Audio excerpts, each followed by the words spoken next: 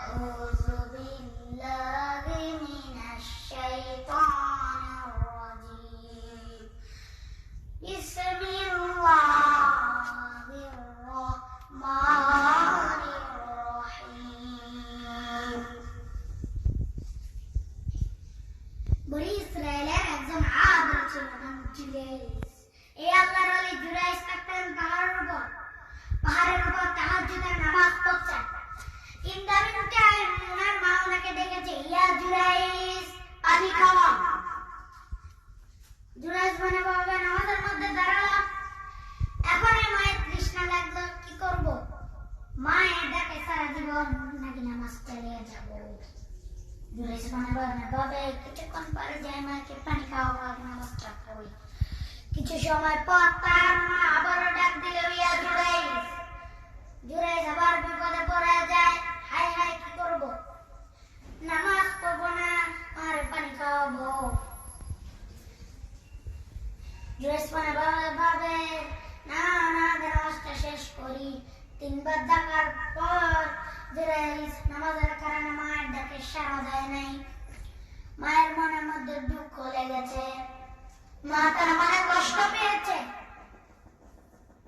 মুহূর্তের মধ্যে মা দুইটা হাত তুলে আল্লাহর কাছে বদদোয়া দিয়েছে, বেশ্যা নারীর খেতনায় না ফেরে জুলাইসকে মরণ দিও না।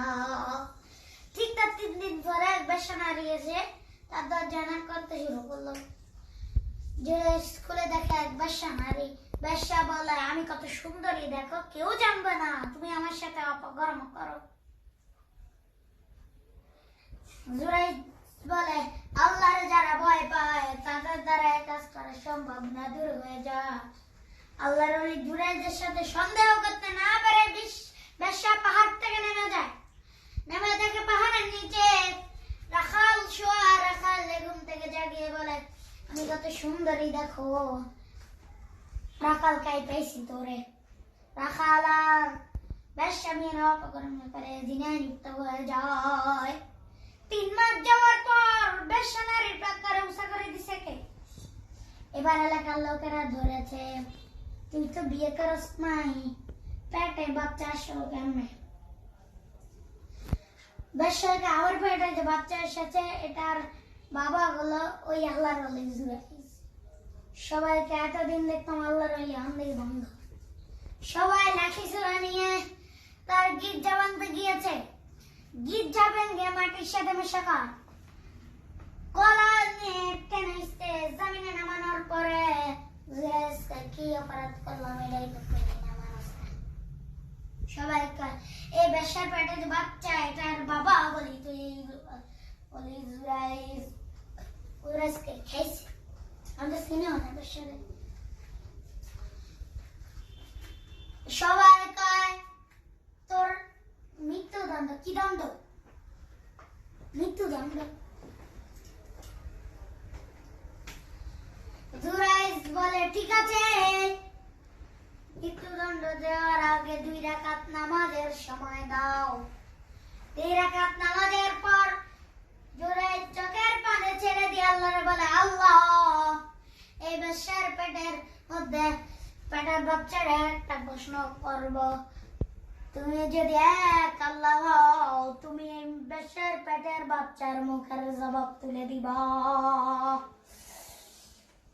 মুনাজাতের পর জুলাইস নামাজ সালাম ফিরিয়ে বেশ্যারে বলল, বেশ্যা এদিকে আয়।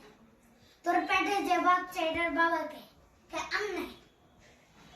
জুলাইসকে আরো কাছে আয়। জুলাইসকে আরো কাছে আয়,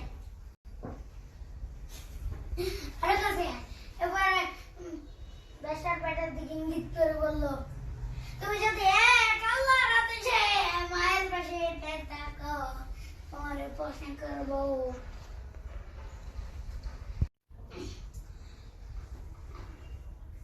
হাজার হাজার মানুষকে তাজ্জুব করে বেশ্যার পেটের ভিতর থেকে মানুষের মতো আওয়াজ আসতে শুরু করলো। পেটের ভিতর থেকে ছোট্ট বাচ্চা বলে, আপনি আমার বাবা না, ওই যে সিপাহী যারা আছে ওই রাখাল হলো আমার বাবা। আল্লাহু আকবার।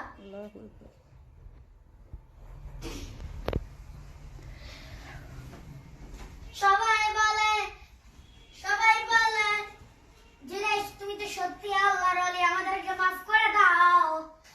তোমার গির্জা আমরা সোনা দিয়ে বানায় দিব। আজকে সোনা দিয়ে বানালে লাগবে না, মাটি দিয়ে বানালে চলবে। বিশ্বনবীর মেয়ের জামা আলীর পায়ের মধ্যে তীর ঢুকলো, তীর ব্যথার চোটে চিল্লায়, কেউ তীর বের করতে পারে না। তীর বের করার জন্য টান দিলে চিৎকার মেরে উঠে। বিশ্বনবী সালালে বললেন, ইয়া বেলাল, আযান দাও, নামাজ কায়েম করো। আরেক সাহাবীর বললেন, ও সাহাবী, তুমি তৃতীয় রাকাতে নামাজে শরীক হবা। আমি যখন এক রাকাত শেষ করে দ্বিতীয় রাকাত কিরাত শুরু করব, তুমি কাতারের মাঝখান দিয়ে যে আলীর পায়ের তীরটা গায়ে যত শক্তি আছে শক্তি দিয়ে টান দিয়ে বের করবা। বিশ্বনবী নামাজ শুরু করলেন, প্রথম রাকাত করলেন। দ্বিতীয় রাকাতে যখন দাঁড়ালেন, ওই সাহাবী কাতারের মাঝখান দিয়ে যে আলীর ওই পায়ের তীরের টান দিয়ে বের করেছে, তিনকে দিয়ে রক্ত বের হয়েছে। নামাজ শেষ, সাইয়েদনা আলী নামাজের মধ্যে তার পায়ে নাই, নামাজের পর চিল্লাচিল্লি শুরু পায়ের ব্যথায়। বললেন, এত রক্ত কেন, আর আমার পায়ের তীর কোথায়? বিশ্বনবী বললেন, আলী, আমি এক সাহাবীকে তীর খুলতে বলেছি, কারণ আমি জানি তুমি যখন নামাজে দাঁড়িয়ে যাও ঠিক দুনিয়ার কোনো ভূত তোমার তখন থাকে না। আমার নবী ছেলে সন্তান ছিল কয়জন? আঙ্গুলে উঁচা করে বলেন, 3 জন। ছোটবেলাতে এদেরকে উঠাই নিল কে? বেঁচে থাকে না ছোটবেলাতে। যখন ছেলে সন্তান 3 জন মারা গেল, তারপরে ধোয়া তুললো, মা আম্মা তুমি নির্বংশ, তোমার নামটা মুখে তোলার মতো কেউ নাই, 3 ছেলেই তো চলে গেল। মুহাম্মদ তুমি আমাদের আত্মার মাটি, নির্বংশ লেস কাটা। আমার নবীকে নির্বংশ লেস কাটা বলে গালি দিতে দেরি, কিন্তু কোরআনের আয়াত নাযিল হতে দেরি নাই। আল্লাহ আয়াত নাযিল করে দাঁতিন কণ্ঠে ঘোষণা করলেন, ইন্না শানিআকা হুয়াল আবতার। আমার নবী নির্বংশ নয়, লেস কাটা নয়। যারা আমার নবীকে গালি দিয়েছিস তোরাই লেস কাটা। দেখেন গরুর পূজা কিভাবে শুরু হয় পৃথিবীতে প্রথম। বনি ইসরায়েলের দুষ্ট লোক ছিল নাম সামিরি। দুষ্ট লোক ছিল নাম সামিরি। সে সবাই বলল, তোমাদের স্বর্ণগুনা ফেলাও। স্বর্ণগুনা ফেললো, বনি ইসরায়েলের স্বর্ণগুলোকে গলিয়ে গরুর বাচ্চা বানালো, গৌ বৎস। জিবরাইল আলাইহিস সালাম জমিনে এসেছিলেন, ওই ফেরেশতার পায়ের নিচে একটু মাটি সে বুদ্ধি করে প্যাকেট ভরে দিয়েছে। গরু পূজা, গরুর বানানো শেষে যখন সেই গরুর মধ্যে তখন সেই মাটি ছুঁড়ে দেওয়া হলো, এখন বাছুরের ভিতর থেকে ভ্যাঁ ভ্যাঁ আওয়াজ আসতেছে। কি আসতেছে? সবাই তো অবাক। সামিরে বলে, আরে তোমরা যে 70 জন দিয়ে মুসা আলাইহিস সালামের কেন ফাটাইছো? এ তো ঘুরতেছে, আল্লাহর খুঁজে পায় না। আল্লাহ তো এটা ভিতরে ঢুকছে, নাউজুবিল্লাহ, এটা ভিতরে সেজদা দাও। এই সেজদা দিস। হারুন আলাইহিস সালাম তাদেরকে বুঝালেন, শিরক করো না, আল্লাহর ভয় করো। শুধু একটুকুই তিনি বুঝালেন, দাওয়াতি কাজ পালন করেন, কিন্তু প্রতিরোধ করেন নাই। এই ঘটনার থেকে শিক্ষা কি? শিক্ষা হচ্ছে, আপনি শিরকের আড্ডাখানা দেখলে তাওহীদের দাওয়াত দিবেন, আপনি ঐক্য নষ্ট করতে যাবেন না। চিল্লা বলেন ঠিক কি না? ঠিক। প্রত্যেকদিন জোহরের নামাজের পরে মা ফাতেমার ঘরে যেতেন। একদিন জোহরের নামাজের পরে মা ফাতেমার ঘরে গেলেন, বললেন, ও ফাতেমা, আলী কোথায়? ফাতেমা বললেন, আব্বা আপনার জামাই আমার সাথে ঝগড়া করে বের হয়ে গিয়েছে। বিশ্বনবীর চেহারাটা আগুনে গোলার মতো লাল হয়ে গেল। কি বলো ফাতেমা? এই যদি তোমার উপর নাকশ থাকে, আমার নবীর মেয়ে হওয়ার কারণে জান্নাতে আমি তোমার জন্য কিছু করে দিতে পারবো না রে ফাতেমা।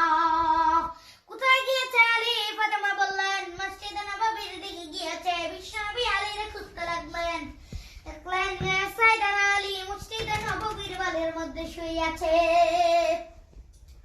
বিশ্বনবী আলীর ডাক দিলেন, ইয়া আবা তোরা, ও আলীর বাবা আলী। রাগ হাসানা নয়। বিশ্বনবী কাঁপতে মেরে সাইয়েদনা আলীর হাত ধরে টান দিলেন, আলীকে ধরে ঘরে ঢুকালেন। বিশ্বনবী খাটের মধ্যে গিয়ে বিশ্বনবী খাটের মাঝখানে শুইলেন, বাম পাশে ফাতেমার শোয়ালেন, বাম দিকে আলীর শোয়ালেন। এবার গল্প শোনাতে শুরু করলেন রাগ ভাঙায়। সুবহানাল্লাহ।